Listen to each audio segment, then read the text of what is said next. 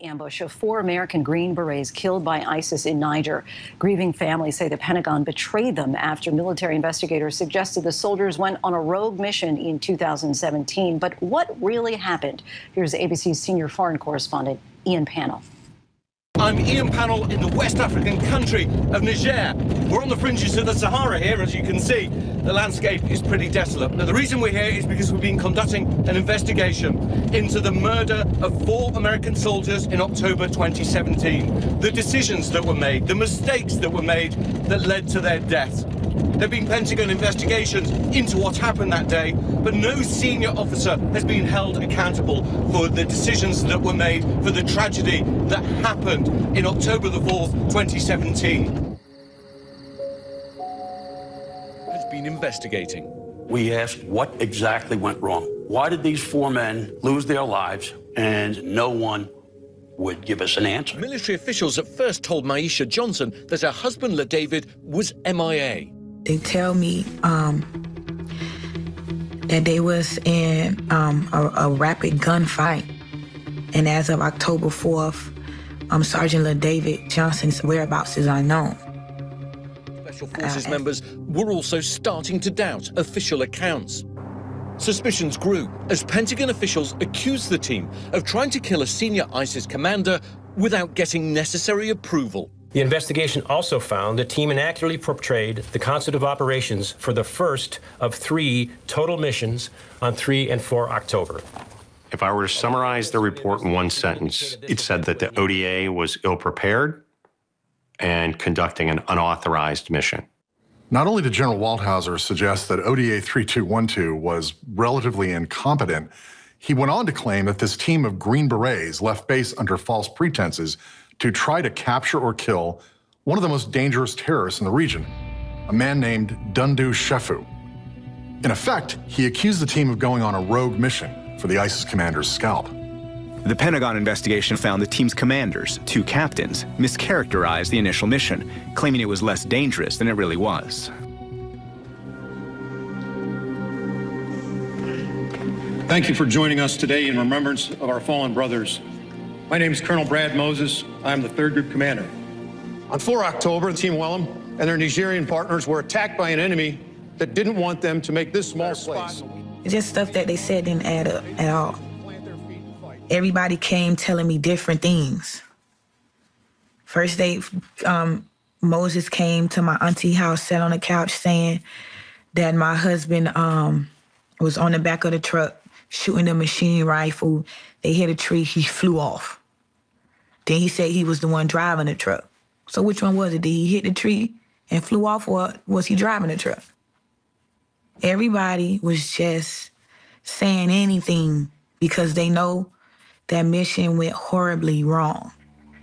And it was going to be a lot of fingers to point and to blame. The ODA, caught in a near ambush, made a decision to plant their feet and fight. Colonel Moses refused to do an on-camera interview, but he denied to me on the phone that he ever gave conflicting information to the Johnson family regarding LaDavid's death. However, the consistent thing I was told by all the family members was that they too had received dubious or conflicting information from the military. The immediate report was that he had been killed in combat, and it had been by mortar fire. Mortar fire was the explanation for his death.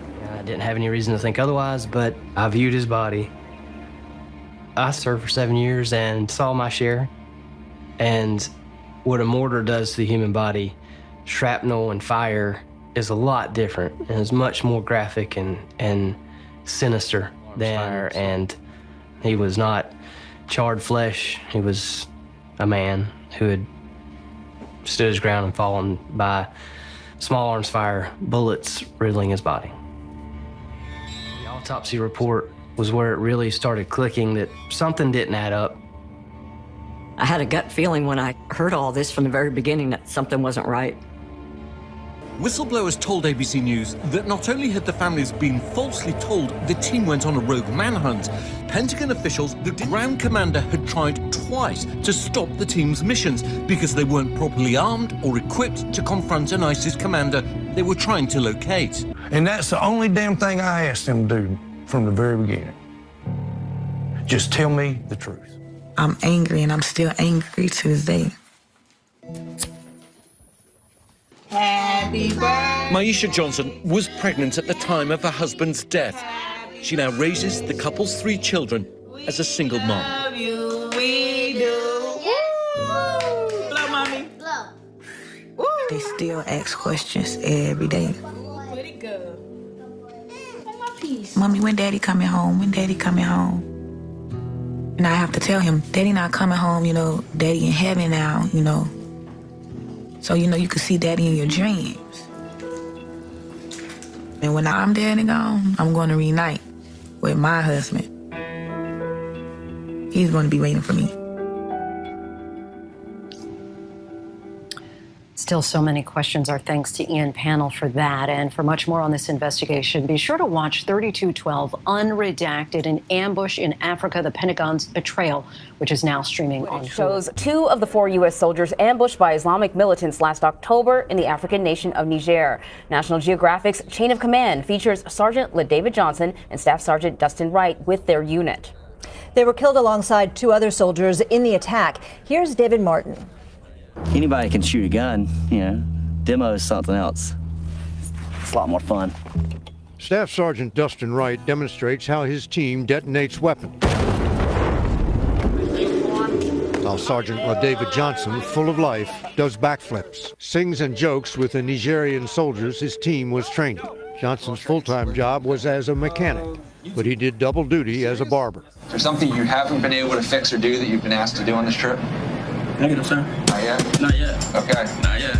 Just 3 weeks later, on October 4th, Johnson, Wright, and 2 other soldiers were ambushed and killed by terrorists. Johnson's body was not recovered for 2 days, which speaks volumes to retired Brigadier General Donald Bolduc, the former commander of Special Operations in Africa. There was most likely an element of surprise that the patrol was overwhelmed very quickly. You're defending your country. Yes. Special forces were in Niger to train the local troops who, according to their commander, were chasing roaming bands of terrorists. Nigerians and their American advisors headed out on what was supposed to be a simple reconnaissance patrol. But halfway through the patrol, the special forces were given another mission: check out a campsite where a wanted terrorist had been spotted a few days earlier. Going after and checking out an area that a high-value target has just been in would be a high-risk mission. Correspondent David Martin is at the Pentagon with us. David, what is the latest on the investigation into this ambush? Well, it's been delivered to both the Secretary of Defense and the Chairman of the Joint Chiefs of Staff for final review, but that could take a while because this report runs to thousands of pages of interviews with American soldiers, but also Nigerian soldiers and French officials, all of whom played a role in this incident. On top of that, late in the investigation, a video taken by a helmet cam worn by one of the American soldiers came to light, and that had to be taken into account as well. With thousands of pages and various interviews, what is it that investigators are looking at? What is it that they want to thread the needle on? Well, from what we know so far, this mission was changed. It began as a low-risk engagement patrol, and what that means is exactly what it sounds like. They were to leave their base, go out into villages, meet with elders, get a general sense of the lay of the land. Somewhere during that mission, they got given a second mission, which was to check out a terrorist site where a known terrorist had been camped out, had left, and had crossed the border into Mali, where he was at least temporarily safe from attack by Americans. When that mission changed, the level of risk of that mission also increased significantly, because now they're going to a place where they could encounter the evidence. But we've seen no indication that commanders took any additional security precautions, such as putting the troops in armored vehicles as opposed to unarmored SUVs, or any other precautions when they took on that high-risk mission. And when it was returning from that mission that they were ambushed and the 4 soldiers were killed. So the actions of the commanders, who approved that additional mission and why are a very important part of this investigation. And if they approve that mission without the proper authorization, without the property security procedures, then they could be liable to a letter of reprimand or some other career-damaging action. Now, David, when we first heard about this incident, there were a lot of questions about why Sergeant LaDavid Johnson's body was left behind. What went wrong there? So far, have there been any repercussions or any perhaps changes in protocol? Well, it's always a disaster when an American soldier is left behind, and it took them 2 days to find where his body was, where he had tried to take cover as they were being overrun. The Pentagon insists that operations continue as usual, but you can be sure that even routine patrols now get an extra degree of scrutiny to make sure that there's no risk of coming in enemy contact.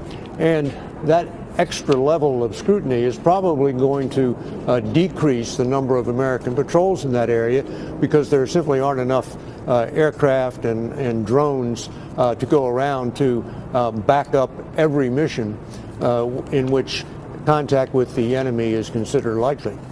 David Martin at the Pentagon, thank you. These 4 American Green Berets were killed last fall when their patrol was ambushed in Niger. Reception at the Department of Defense. The Defense Department launched an investigation into what happened. But helmet camera footage from one of the soldiers allowed us to reconstruct some of the attack. It's the morning of October 4th, 2017. A convoy of around 8 American and Nigerian Army vehicles leaves the village of Tongo Tongo after a mission in the area. They're quickly ambushed by militants loyal to Islamic State. Footage of that fight shows that 2 American vehicles are separated from the convoy. The others had fled or were hit. We see 7 soldiers taking cover. The attackers are somewhere in this area. An American soldier, we believe to be Staff Sergeant Jeremiah Johnson, wearing a helmet camera, enters the white vehicle and drives it a short distance. He steps out and begins firing towards the tree line. Then he runs for cover behind the white vehicle, and the video cuts to a new scene. Next, we only see the black car and 3 soldiers, Staff Sergeants Johnson, Wright, and Black. The white car has disappeared, and we don't know how much time has elapsed. Wright drives the car toward the mark of a red smoke grenade. The smoke could be to mask their movements from the militants, or to mark their position for supporting units. Johnson, taking cover at the rear, fires toward the tree line. After they've reached the smoke, there's a cut in the video. In the next scene, the red smoke has cleared. The car begins to move again when Johnson and Black fall. Black is unresponsive. Johnson regains his footing. He moves forward and starts searching. It could be for support or for the enemy. Wright then drags Black to cover behind the car. He aims back towards the tree line. The scene ends. The militants are closing in. We don't know how much time has passed here, but Wright changes his direction of fire. He and Johnson begin running without covering each other. This suggests they're about to be overrun. The situation is too desperate. There are more edits to the video, but we're able to map their final steps. Johnson is seriously wounded and falls, but then moves about another 40 feet. Militant fire seems to be coming from this area. Wright stops running and shoots. A short time later, 2 armed militants appear on screen. Johnson appears to be unconscious. Still, he's shot by the militants at close range. Staff Sergeant Wright dies just feet away. For them, the ambush is over.